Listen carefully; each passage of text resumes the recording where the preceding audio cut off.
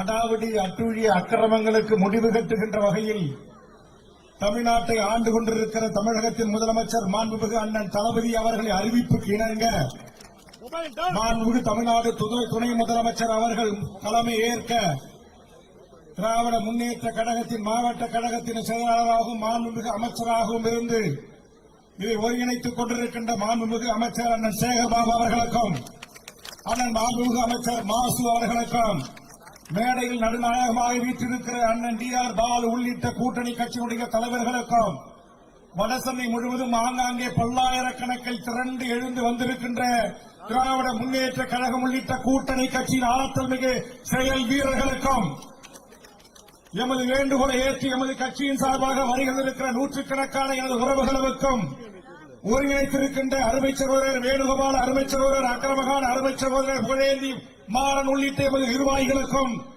எனது அருமை பத்திரிகை ஊடக நண்பர்களுக்கும் தாய்மார்களுக்கும் என் வணக்கத்தை உரித்தாக்கி மாண்புமிகு தமிழ்நாடு முதலமைச்சரிடத்தில் ஒரே ஒரு வேண்டுகோளை முன்வைக்கிறேன். இந்த கூட்டத்தின் சார்பாக தொடர்ச்சியாக நாம் ஜனநாயக ரீதியாக இயங்குகிறோம்.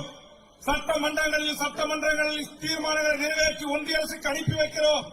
சட்ட மசோதாக்களை நிறைவேற்றி ஆளுநருக்கு அனுப்பி வைக்கிறோம்.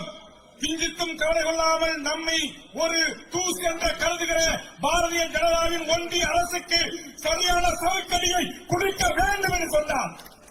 மாண்புமிகு தமிழக முதலமைச்சர் அவர்களே, ஒரு சரியான நேரம், இதை சரியான களமாக மாற்றுங்கள், இந்தியாவிற்கே களமாக மாற்றுங்கள். ஒருபோதும் எங்கள் தமிழக அரசு தமிழ்நாட்டில் இயங்கக்கூடிய ஒன்றிய அரசு அலுவலகங்களுக்கு நாங்கள் ஒத்துழைப்பு நல்க மாட்டோம். முதல் கட்டமாக எனக்கு பிடித்த தமிழ்நாட்டில் இருக்கிற அனைத்து சுங்கச்சாவடிகளிலும் உங்கள் தலைமையிலான திமுகவுடைய தொண்டர்களும் பொதுமக்களும் வரிவுணா இயக்கத்தை அறிவியுங்கள். இங்க இருக்கிற அண்ணன் வைகோ ஐயா, பெரியவர் பேராசிரியர், இங்க இருக்கக்கூடிய அண்ணன் சண்முகம், முத்தரசன், நம்முடைய ஜவஹர்லாலின் சார்பாக வருகின்ற சட்டமன்ற உறுப்பினர் அப்துல் சமர், தமிழ் அன்சாரி, இன்னும் வர இருக்கின்ற விடுதலை சிறுத்தைகளின் தலைவர் அண்ணன் திருமா உள்ளிட்ட அத்தனை கட்சி தலைவரும் முதல்ல வரிகுடா இயக்கத்தை தொடங்குவான். எங்க எனக்கு பிடித்த சுங்கச்சாவடியில சுங்கம் தர மறுப்போம். இரண்டாவது, ஜிஎஸ்டி கொடுக்கிறதுக்கு ஒத்துழைப்பு தர மாட்டோம். இங்கே எனக்கு முன்னால் பேசியவர் குறிப்பிட்டது போல் இங்கே மாண்புமிகு நம்முடைய பள்ளிக் கல்வித்துறை அமைச்சர் அன்பு சகோதரர் அன்பில் மகேஷ் அவர்கள் ஏன் இந்த போராட்டம் என்பதை விளக்கமாக அவர்களுக்கு எடுத்து வைக்க இருக்கிறார். அவர் எடுத்து வைக்கிற அவர் துறை சார்ந்திருக்கிற ஒன்றிய அரசுடைய சிபிஎஸ் என்று சொல்லக்கூடிய அந்த பள்ளிகளுக்கு தமிழ்நாடு அரசு எந்த விதத்திலும் உறுதுணையாக இருக்காது. அறிவிங்க, 5 ஸ்டேட்டுக்கு மின்சார உற்பத்தி செய்கிற என்னுடைய தொகுதியினுடைய பகுதியில் இருக்கிற என்எல்சி நிறுவனம் நிலங்களை கையகப்படுத்தி அதற்கு விவசாயிகளை வயிற்றில் அடைத்து என்எல்சி மின்சாரம் தயாரிக்கிறான் இல்ல, அதற்கு நில எடுப்புக்கு போடப்பட்ட அதிகாரிகளை அனைவரையும் திரும்ப பெறுங்க.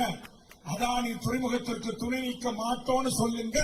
பரந்தூருக்கு டாட்டாவுக்கு நிலத்தை கையகப்படுத்த தமிழ்நாடு காவல்துறையும் தமிழ்நாடு அரசு உங்களுக்கு ஒத்துழைக்க மறுக்கும் அறிவிங்க.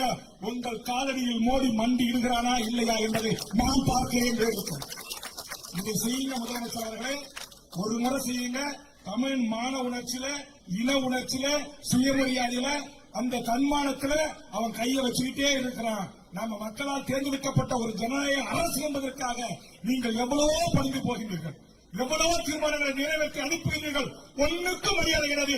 எல்லாவற்றையும் தூக்கி குப்பையில வீசலாம். நம்முடைய இந்திய நாட்டுடைய நாடாளுமன்றத்தில் நீங்க வேலைக்கு பின்னால் இருக்கிற இந்த தகவல் தங்க பார்ட்டியில் தொடங்கி அருமை சகோதரி கனிமொழியிலிருந்து ராசாவிலிருந்து ஒவ்வொரு நாடாளுமன்ற உறுப்பினர்களும் அண்ணன் டி.ஆர். பாலுவிலிருந்து அத்தனை பேரும் இந்த நாட்டுக்கு செய்கின்ற மோடி அரசின் பரிவார கும்பல்களின் அநியாய அக்கிரமங்களை கிழித்து தூங்க விடுகிறார்கள். தமிழ்நாட்டின் வரலாற்றிலேயே இந்த 40 நாடாளுமன்ற உறுப்பினர்களும் தலைவர் கலைஞருக்கும் பிறகு தளபதி தலைமையில் இருக்கிற இந்த எம்பிக்கு ஒட்டுமொத்தமா இந்திய நாட்டையே திரும்பி பார்க்க வைக்கக்கூடிய ஆற்றலான உறுப்பினர்கள்.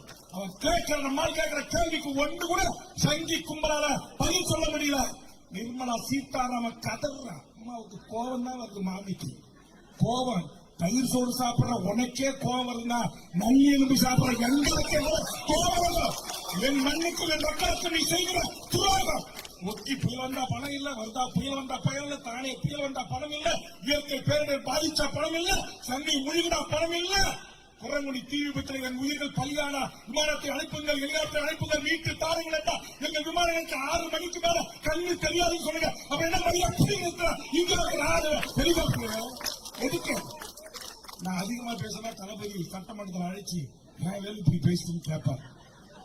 அதனால ஆட்டம் பொங்குது, கோபம் வருது. நாளையே என்எல்சியில வச்சுக்கிறேன், கச்சேரி வச்சுக்கிறேன்.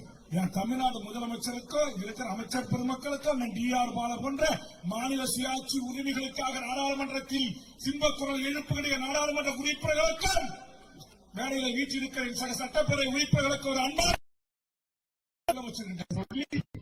காவல்துறை தலைவர் டிஜிபி ஏடிஜிபி கிட்ட சொல்லி, நம்ம இன்டெலிஜென்ஸ் ஐஜி கிட்ட சொல்லி கொஞ்சம் மேல்முறைகிட்ட கிரவுண்ட்ல விளையாட அனுமதிங்க.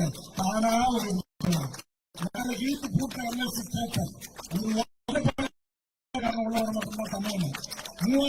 இந்திக்காரனை கொண்டு வச்சிருக்கான்.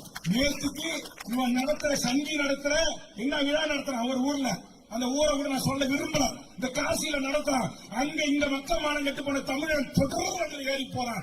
செருப்பால் அடிக்கிறாங்க ட்ரெயின்ல. பாத்தீங்கல்ல, டிவி தொலைக்காட்சியில காடிச்சுல கிளாஸ உடைச்சி உனக்கு என்ன தமிழ் சேர்ட்ல உட்கார்ந்து சேர்லன்றான். இவன் சொல்றான் நான் ரிசர்வ் பண்ணிருக்கிறேன், நான் முன்பதிவு பண்ண முண்டா, நான் இந்திக்காரனா இறங்கின தமிழ் நாயேன்னு இந்தியாவை திட்டி இழுத்து போறானா இல்லையா? கேட்க நாதி இருக்கா ஒன்றிய அரசுக்கு? அஸ்ஸாம் பவனை கொண்டு அவரை உருவாக்குறான், ஒரிசா பவனை கொண்டு வந்து அவரை உருவாக்குறான். 2 சீஃப் செக்ரட்டரி தலைமையை கேரள கொண்டு வந்து எல்லா தமிழுக்கு கிடைக்க வேண்டிய வேலை வாய்ப்பு உரிமைகளை பறிக்க பாசித பாரதிய ஜனதா. இன்னும் சொல்ல போனா மூத்தவங்க உட்கார்ந்து சொல்ல 2014 இந்த ஓபிஎஸ் எடப்பாடி ஆட்சியில எந்த சட்டம் கொண்டு வந்த மோடி தெரியுமா? தமிழ்நாட்டில் இருக்கிற டிஎன்பி தேர்வுகளிலே தமிழர் அல்லாத அனைத்து வடநாட்டு அதிகாரிகளும் சப் கலெக்டர் ஆகலாம், கோர்ட் ஆட்சியர் ஆகலாம், மேஜிஸ்ட்ரேட் ஆகலாம், கமர்ஷியல் டாக்ஸ் அதிகாரி ஆகலாம், நீதிபதி ஆகலாம், 25 ஆண்டுகளாக இந்த நாட்டுக்கு சீஃப் செக்ரட்டரி ஆகலாம், டிஜிபிக்கு ஆகலாம். அப்பனா தமிழ்நாட்டில் இருக்கிற 7 கோடி தமிழ் பிள்ளைகளுக்கு யாருக்கும் தமிழ்நாட்டு அரசுல வேலை கிடையாது. எல்லாரும் இந்திக்காரனை கொண்டு வந்து உள்ள உட்கார வைக்கிறது திட்டம் போட்டான். அதை கண்டுபிடித்து தமிழ்நாட்டின் முதலமைச்சர் மாண்புமிகு தளபதியின் கரங்களிலே சொன்னேன், துணை முதலமைச்சரின் கரங்களிலே சொன்னேன், அன்பிடத்திலே சொன்னேன். அதுதான் தமிழகத்தின் வரலாற்று எழுத்துகளில் பொறிக்கப்படுகின்ற தமிழக வேலை தமிழருக்கே என்கிற மாண்புமிகு தமிழ்நாடு முதலமைச்சர் அண்ணன் தளபதி கொண்டு வந்த அந்த வேலை வாய்ப்பு உறுதி செய்கின்ற திருத்த சட்டம். தமிழ் படிச்சிருக்கணும், தமிழ் எழுதி படிக்கணும், தமிழ் பேசணும். இது எல்லாம் தெரிஞ்சு 40 மதிப்பெண் தமிழ் எடுத்தாதான்டா தமிழின தலைவருடைய வாரிசு ஆட்சியிலே வேலை கிடைக்கும் என்ற வரலாற்று சிறப்புமிக்க சட்டத்தை நிறைவேற்றியது திமுக ஆட்சி. என்ன நிறைய பத்திரிகையாளர்கள் கேட்கிறாங்க, நீங்க திமுக கடுமையா எதிர்க்கிறீங்க என்று. ஒரு தோழமையோடு இங்கெல்லாம் சுட்டி காட்டினாதான் இந்த சட்டம் நமக்கு கிடைக்கும். அங்க இருக்கிற சன் பரிவார கும்பல்கள் நீ இந்திய தாண்டா எதிர்ப்ப, நான் இந்திக்காரனை கொண்டு வந்து இறக்குறான்னு ஒரு நாளைக்கு 10,000 பேர் சென்ட்ரல கொண்டாந்து இறக்குறான அவனை எதிர்த்து கேட்பதற்கு என்னை போன்றவர்கள் சட்டமன்றத்தில் பணியாற்றுகின்ற போதுதான் நம்முடைய அமைச்சர் மாசு போன்ற அண்ணன் சேகர்பாபு போன்ற அமைச்சர் பெருமக்கள் அதற்குரிய பதிலை சொல்லி விடையை தேடி இந்த மண்ணையும் இந்த மக்களையும் காப்பாற்ற முடியும். அதனால் இது சரியான தருணம். இறுக பிடித்துக் கொண்டு மாநில உரிமைகளுக்கும் சுயாட்சிக்கு ஏற்ற திராவிட முன்னேற்ற கழகம் முன்னெடுங்கள். வாய்ப்புக்கு நன்றி. வணக்கம்.